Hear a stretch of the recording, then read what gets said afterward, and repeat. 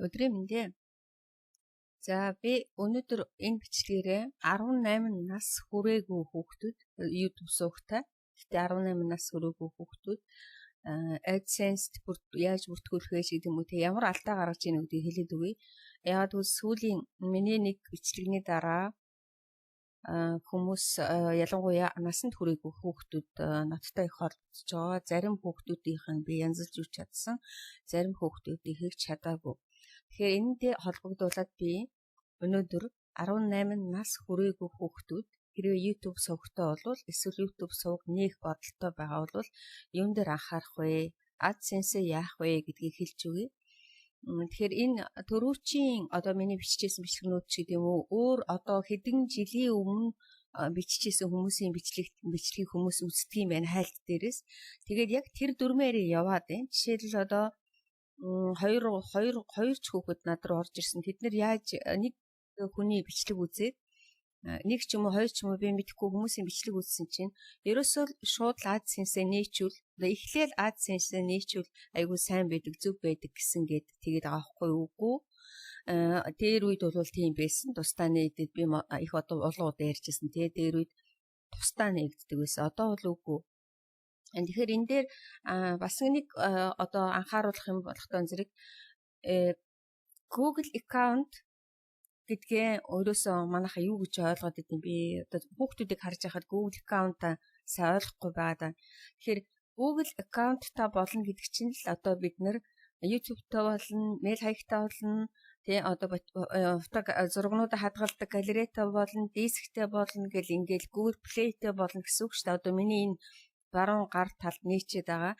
Би Google account-тай болно гэдэг чинь энэ Google account-ийн одоо үйлчлэгээнүүд гэдэг юм уу тий тэрийг би авах эрхтэй болж байгаа гэсэн Google юу хайлт байна тий Google Card, Google Play, Google email миний диск тий тэгээд одоо Google нөгөө орчинуулагч YouTube, Google зураг, календар гэл ингээл тэгээ бидний нөгөө нэг кип хадгалдаг юмнууд байна. Бидний юуны төрөвч эдгэр чинь ингээд бүгдөө яах нь Google-ийн одоо өөрийнх нь бүтээгдэхүүн гэсэн үг. Тэгэхээр бид нэр тэр бүтээгдэхүүнийг хэрэгжилж байгаа. Тэгэхээр хүүхдүүдийг ингээд хараад байхад мэйл нээчээд тэгээ Google account гэхлээр Google account надад байхгүй гэдэг. Үгүй. Google account чинь өөрөө тэр дотор чинь бидний энэ мэйл, зураг, YouTube гэж орж ирж байгаа. Тэгэхээр та хэрэг мэйл нээсэн бол аккаунттай болсон байна л гэсэн үг шүү дээ. Тэгэхээр анх эхнээсээ YouTube сувгтай болох гэж байгаа хүүхдүүд 18 хүрээгүй хүүхдүүд мэйлээ нээсэн л бол танд Google account байгаа гэсэн. Тэгээд юу ажиглаж чинь үү гэвэл ерөөсөө 4 5 6 бараг 10 ч мэйл хаягтай байна. Тэгсэн тэгээд нөгөө тэгэхэр чи одоо бүр тэр олон аккаунттай болсон байна гэсэн. Тэгэхээр танд хэрвээ та үнэхээр энэ Google account-аас YouTube сувгнаас мөнгө авъя гэж бодож байгаа бол танд өөрийн үндсэн нэг сайн аккаунт л байх хэрэгтэй. Тэгээ тэрэн дээрээ таны яг өөрийн чинь өдөр тутам одоо байнга хэрэгэлдэг утасны дугаар байх хэрэгтэй. Энийг ерөөсөө ингээд юу гэдэг нь те би энэ аккаунт энэ мэйлийг анх нээхдээ нэг утасны дугаар хэрэгжилж ирсэн тэр дугаар нь алга болцсон ч гэдэг юм уу. Би дахиад тэрийг хэрэглэхээ болцсон ч гэдэг юм уу. Ингээл ерөөсөө нөгөө нэг ялангуяа нөгөө насанд хүрээгүй байхдаа тий 11 12 та байхдаа юу ч хамаагүй юу нээгэл аккаунт нээгэл юу ч хамаагүй одоо ямар ч утасны дугаарыг хэний ч утасны дугаарыг ингээд холбоод хайцсан ийм юмнууд маш их замбраагүй юм байж. Тэгэхээр анханасаа YouTube сувгтай болъё гэж бодож байгаа бол аккаунта зөв нэх нь шүү дээ. Яг л мэйл хаягаа яг л ерөөсөө мөнгөний хэрэглэн гэсэн үг одоо энэ чинь нэгсэндөө. Тэгээ мэйл хаягаа зөв бичин тэрэндээ холбож байгаа утасныхаа дугаарыг зөв бичин. Утасны дугаар чи ерөөсөө үндсэн утасны дугаар. Хэрвээ тэр утсыг одоо жишээлбэл SIM карт авчдаг юм байна л да. Тэгээ SIM карт нь одоо юу гэдэг нь нэг хэсэг өнгөө хэрэгжилж байгаа тэр SIM карт нь хэрэггүй болонгоо тэр дугаар нь алга болчт юм байна. Тийм юу бол хэрэггүй. Яагаад гэвэл нөгөөдөг чинь ингээд бидний бичсэн утасны дугаар дандаа автоматар системд хадгалагдаад байгаа. Тэгэл дараа нэг юм хийх гэхлээр л энэ утасны дугаар байсан гэж гарч ирээд байдаг байхгүй юу? Тэгэхээр хамгийн нэгдүгüүрт нь анхаарах юм энэ.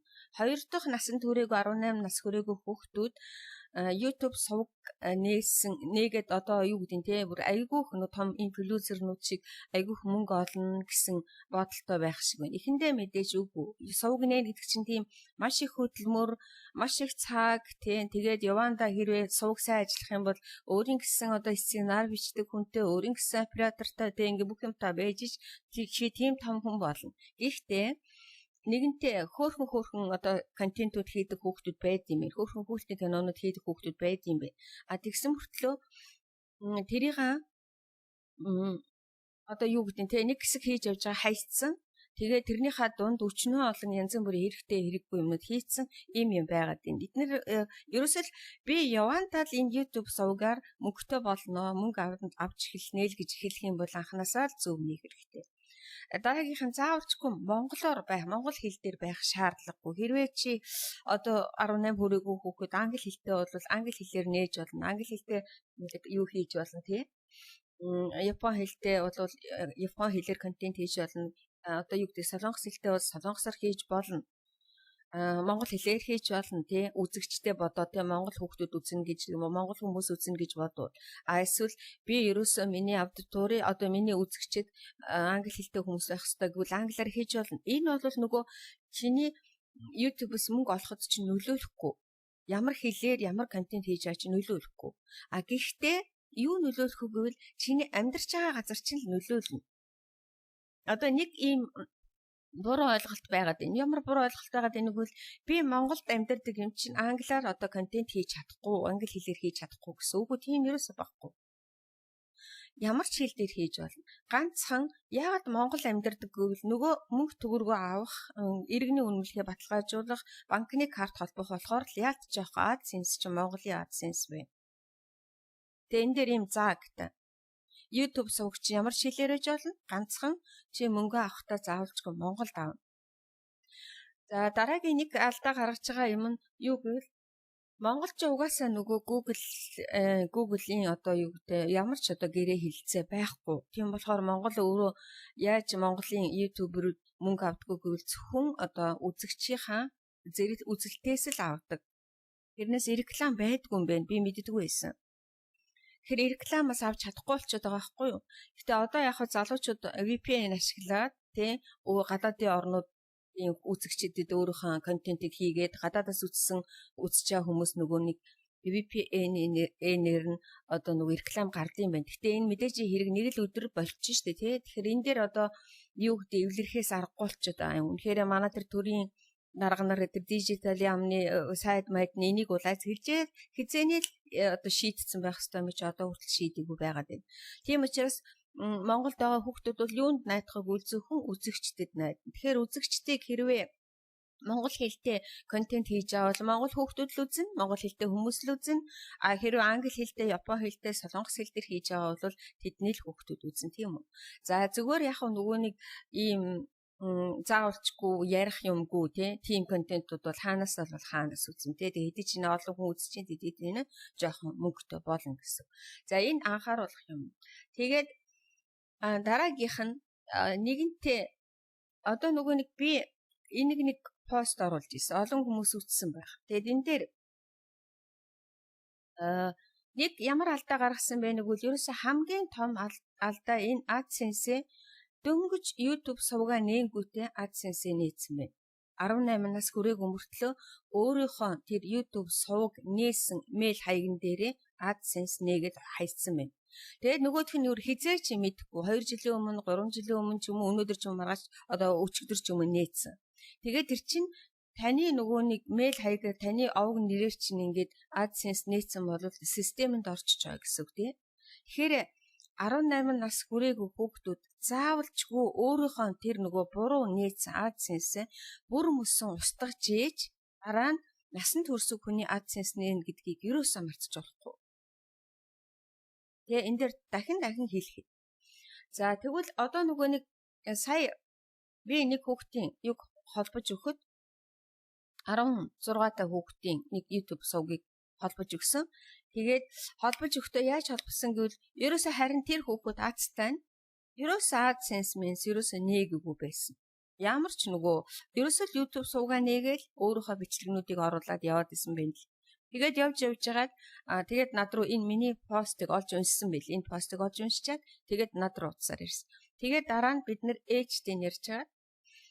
Ээж нь өөрийнхөө нэр дээр Google account нээгээд тэгээд өөрийнхөө тэр нөгөө Google account-ныхаа мэйл хаягаа, мэйл адресаа хүүгийнхаа аккаунт руу нөгөө эрзээ рүү запас болгодог шүү дээ, тийм нэмээд тэгээд дараа нь тэр ээж өөрийнхөө нэр дээр AdSense нээгээд тэгээд хүүгийнхаа YouTube сувгийг өөр дөрөө холбож өгсөн байна. Тэгэхээр мэдээж хэрэг тэнд нэг жоохон ажиллагаатай хамгийн гол нь AdSense нэхтээ өөрийнхөө нэрээр биш ээжийнхаа нэрээр юм уу аавынхаа нэрээр юм уу одоо насан турсан өөрийнхөө гэрийн ах トゥ эгчийнхаа нэрээр нээх нь шүү дээ. Тэгэхдээ энэ дээр хариуцлага хүлээн.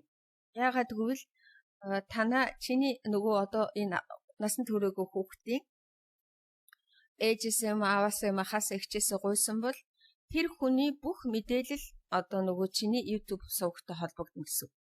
Өөрөөр хэлбэл тэр хүний чинь насанд хүрсэн хүний чинь иргэний үнэмлэх, гэрийн хаяг одоо та нар нэг гэрт амьдардаг байж болно шүү дээ. Нэг гэрт амьдардаг байж ч холбоо зүгээр. Гэхдээ өөрөө ч хийж болно. Гэрийн хаяг тэгээд нөгөө банкны карт. Тэгээд регистрийн дугаар. Тэгээд нөгөө датурын албанд бүртгүүл. Тэгэхээр тэр насанд хүрсэн хүн одоо маш их том хариуцлага хүлээх нь шүү дээ. Чи тэр насанд хүрсэн хүний өмнө өөрөө одоо сувгаа их гоё ажилуулад тэгээд тэр хүн чинь чиний өмнөөс хариуцлага хүлээж YouTube-с мөнгө авах. Энийг мартаж болохгүй. Тэгэхээр хэрвээ өөрсдөө насанд хүрээгүй бол ийм хүүхдүүд заавалжгүй насанд хүрсэн хүнтэй тохирох ёстой. Бүр хамт сууж байгаа хийх ёстой. Ягаад гэвэл тэр хүний овог нэр, утасны дугаар, гэрийн хаяг, датурын нөгөө нэг датур бүглэгтэн зэрэг чинь тент чинь регистрийн дугаар. Тэгээд дараа нь мөнгө авахд чинь тэр хүний банкны карт, Монгол банкны карт хэрэг болдог.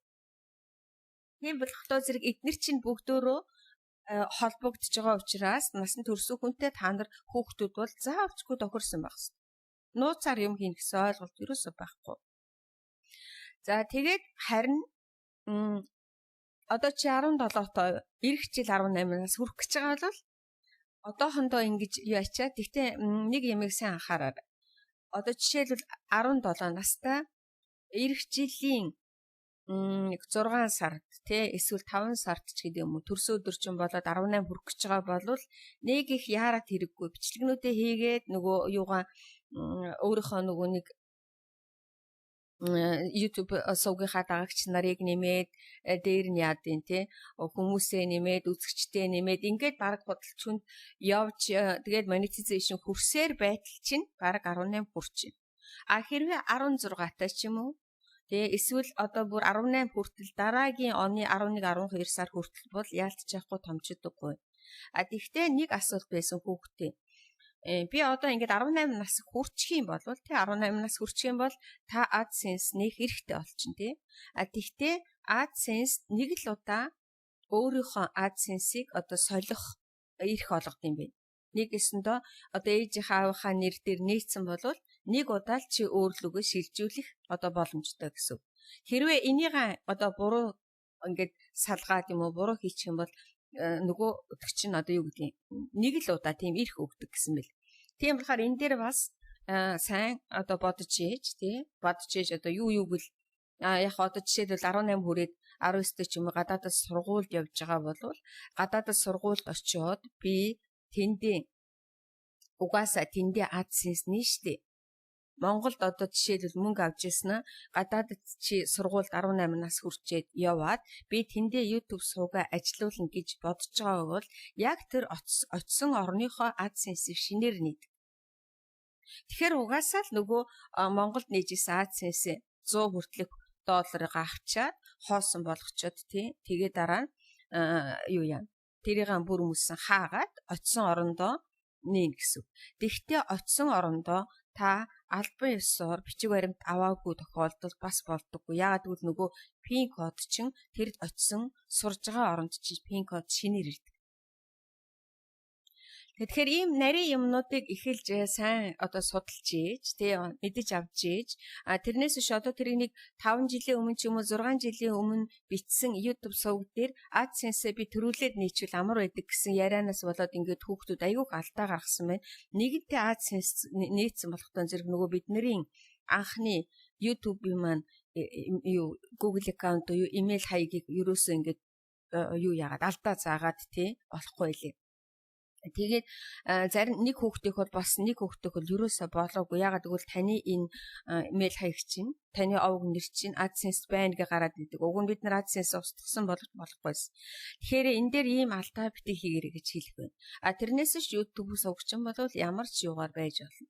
За энд нөгөө бид рүүчийн юун дээр 360 хоногийн дотор 1000 дагагчтай 4000 цагийн үзэлттэйгээд тэгээд нөгөө дараа нэг шин дүрм гарцсан байсан. Тэгээ Монголд бол энэ чигээрээ л байлээ шүү. Ингээд тэр нөгөөх нь 3000 цагийн үзэлтэнд болцсон юм шиг харагдаад байгаа боловч нөгөө дараагийн шатлал нь 4000 цаг дээрээ л нэгдчихилээ. Тийм болохоор энэ Монголын хувьд бол энэ одоо нэг яг энүүгээр хуучнараа явж ийл.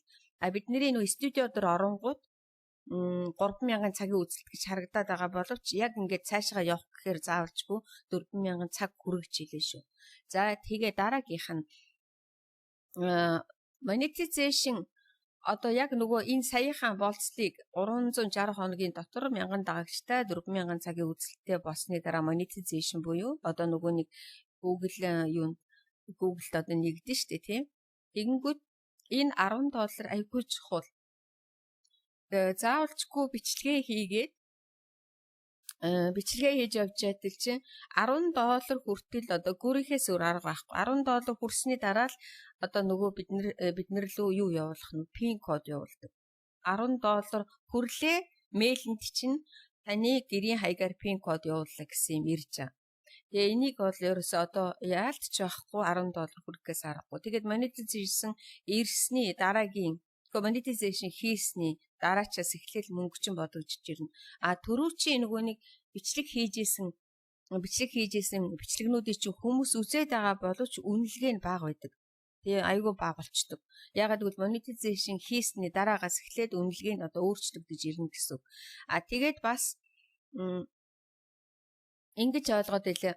Өнгөрсөн одоо monetization хийсний дараа жилийн өмнө хийжсэн 2 жилийн өмнө хийжсэн бичлэгийг чи одоо хүмүүс үзэх юм бол мөнгө орохын оронд ихтэй харьцангуйгаар нөгөө юуных нь үнэлгээ нь ингээд доошоогоо унждаг. Тийм учраас шинэ бичлэгнээс чинь илүү одоо үнэлгээтэй болж эхлэх нь шүү дээ. За тэгээд энэ AdSense бүртгүүлэхдээ сая би хэлсэн те том хүний нэрээр бүртгүүлдэг. Энд нэг ийм жижигхэн юм байгаа даа. За яг monetization-гийн болцол хангалаа. Тэгээд бид нөгөө дараагийн шат руу орно шүү дээ, тий. Дараагийн шат руу оронгууд чинь танд AdSense хаяг байгаа юу, байхгүй юу гэсэн асуулт байдаг. Энэ дээр хүүхдүүд ерөөсөө маш их алдаа хийсэн мэ. Яагаад гэвэл би 18 нас хүрээгүй юм чинь надад байх ёсгүй шүү дээ, тийм биз дээ. Тэгэхээр чин 18 нас хүрээгүй юм чинь AdSense заавалчгүй төрөө чин тэр нөгөө бодлоонтуулаад нээцснийхаа бүр мөсөн хаацсан нэг өсөндөө би бол байхгүй уг нь бол.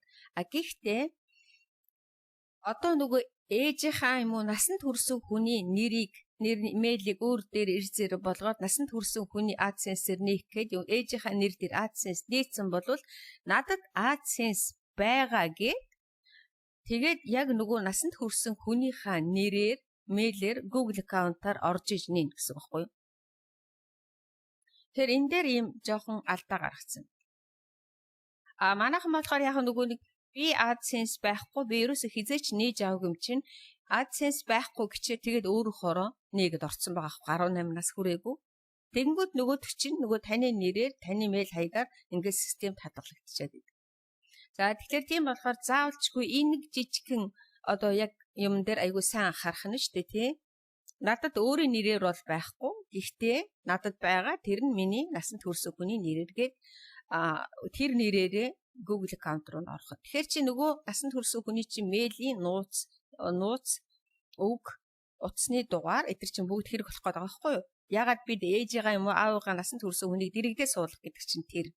Ягаад гэвэл нэг эсэндээ би 18 нас хүрээгүй боловч өөрийнхөө тэр нөгөө гуйсан хүний аавынхаа, ээжийнхээ, ахыхаа, эгчийнхээ мэйл рүү би давхар орно гэсэн. Тэрний нууц үгийг мэднэ.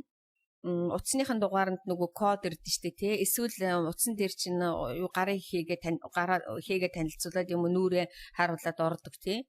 Тэгэхээр чи хэрвээ тэр хүн байхгүй чи нууц үгийг мэдэхгүй одоо юу гэдгийг тий хоол газар эсвэл ажилд хариулах боломжгүй бол угаасаа тэр одоо ээжийнхээ мэйл хаяг руу орж чадахгүй биш. Тэгэхээр ийм нарийн байхгүй яагаад гэвэл би 18-наас хүрээгүй боловч Google YouTube-ийг холбохын тулд заавалчгүй ээжийнхээ аавынхаа мэйл хаяг руу орох ёстой байхгүй юу? Тэгжээж би AdSense-ийн юм гэсэн. Тэгэхээр ийм нарийн юмнуудыг сайн яагаараа. За ингээд өнөөдрийн миний хэлэх гэсэн юунууд дуусах тийшээ хандж байна. За пин кодн дээр нэг асуудал байгаа да. Пин код чи Монголд өстой ирнэ гэж байдгүй юм бэ? Айгүй олон сар болд юм бэ. Заримийнх нь бол ерөөсөө ирэхгүй тэгэл гацчихдээ юм байна. Тэгэхээр миний хэлэх юм бол пин кодыг хүлээж байгаа хүмүүс ердөөсөө нэг 3-7 хоног хүлээгээл ирэхгүй бол дараагийнхаа хүсэлтийг өгчдөг. Ирэхгүй байна гэд. Тэгээд 2 дахь хүсэлтээ өгөөд дахиад нэг 2-7 хоног хүлээгээд дахиад ирэхгүй байна гэд өгчдөг. Тэгээд 3 дахь бас нэг 2-7 хоног хүлээгээд пин код ирэхгүй байна гэд өгчдөг. Үнэхээр ирэхгүй байв шүү дээ тий. Шуудан дорчид ирсэн байвал тэгээд дахин өгөөд байх өгөөдж болохгүй. Тэгээд пин кодын хүсэлт гаргах 3 эрхэл байдаг. Дахин одоо 3 л удаа тий. Тэгээд 4 дахь удаа болохоос өмнө support руу бичиж юу гэж асуух вэ гэвэл тэнд нөгөө нэг пин кодыг бичиг баримтаараа авах гэсэн юм байна. Тэгэхээр бичиг баримтаа дахиж явуулж иж пин код авах нь шүү дээ. Тэрэн дээр нь нөгөө дахиад нөгөө бичиг баримт нөгөө л аав чи ээж чинь бичиг баримт хэрэг болчиход байна гэсэн үг тийм үү. Тэгэхээр пин кодн дээр бас яах нь айгүй болгоомжтой. Эхлээд нэгийг хүсэлт, хоёрыг хүсэлт, 3 дахь хүсэлт одоо 3 дахь удаага пин код ирсэнгүй гэдэг юмыг дарахаас өмнө шуудан дээр очиод шүүлгээд хайлгаад тий үнэхээр ирээгүй байвал дараагийн алхмыг хийдэг. За мэдээж тэгээд хүн болгоных энэ дээр бас өөр байгаад. За дараагийнх нь юм тэр юунууд айгүйх байна. Юу лээ зохиогч ирэх алдсан юмнууд айгүй харагдчихэв. Ягаад гэвэл нөгөө одоо ингээд хүүхдүүдийн бичлэгийг харж байгаад хөөхөн жижигхэн бичлэг хийчихээ. Тэгээд зохиогч нэг жижигхэн дунд нь ердөөсөө 1 секундны 2 секундны бүр зарим заах нөгөө 30 секундны ч юм жижигхэн ай орчт юм байна. Тэгэнгүүт нөгөө юу гэж чинь бичлэгний чинь юу monetization гэдгийн доотлол дээр зохиогч ирэх зөрчсөн гэж гараад ирж байгаа. Тэгэхээр энэ дээр яах вэ гэвэл яг тэр бичлэгэн дээрээ дараад зохиогчийн ирэх зөрчсөн тэр минут секундыг олох ёстой. Одоо жишээлбэл тий 3 минутын бичлэг хийсэн бол зохиогчийн ирэх зөрчсөн нэг бүр нэг одоо юу гэдэг нэг 2 минут 50 секундээс тий 3 минут 3-5 дээр ч юм ингээд нэг жоохон газар зохиогч ирэх зөрчсөн байвал тэрүүхэн хэсгийг бүр ингээд аяыг авчдаг. Эсвэл юу хийгээд бүр ихнээс нь одоо нөгөө шууд өөрийнх нь YouTube дээр чи редактор байгаа штэ бичлэг засдаг. Тэрэн дээр нь ингээд тэр зохиогчийн ая зөрчсөн хэсэг дээр танд ингээд ямар нэгэн аяны санал гаргадаг. Энэ зохиогч ирэх зөрчөөгүй гэд тэрүүгээр нь сольждаг. Тэгэхгүй бол нөгөө бичлэг маань хайран болчих гээд тий устгах гэхээр тэгэхээр устгалгүйгээр яг л тэрүүхэн жоохон хэсэг дээр нь эсвэл бүр аяа авч хаяад эсвэл аяныхаа оронд өөр ая сольждаг гэсэн. Тэгэхээр чи хэрвээ энийг нэг муу ганцхан минут хүрэхгүй зохиогчийн ирэх зөрчсөн аянаас болоод би бичлэгээ устгах гэхээр чи нөгөө тэр бичлэгийг үзсэн үзэлт маань хасагдчихжээ штэ. Тэгэхээр энэ дээр юу хэлэх гээд байна уу гэвэл студио дээрээ тэр бичлэгээ редакторлдог юмыг сурах хэрэгтэй байхгүй. Дотор нь. Тэрнээс гадагш нь гаргаж аваад өөр програм дээр засах биш, дотор нь өөрчилчих юм бол та үзэлтээ алдах.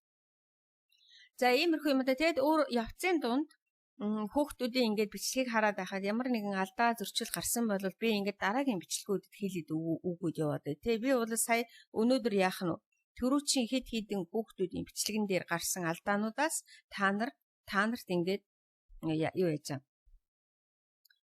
нэгтгээд иймэрхүү алдаанууд байна гэдгийг хэлж өгч байгаа. За тийм болохоор одоо миний хамгийн сүүлд хэлэх гэж байгаа юм юу гэвэл 18 нас хүрээгүй хүүхдүүд YouTube сувгтай байж болно.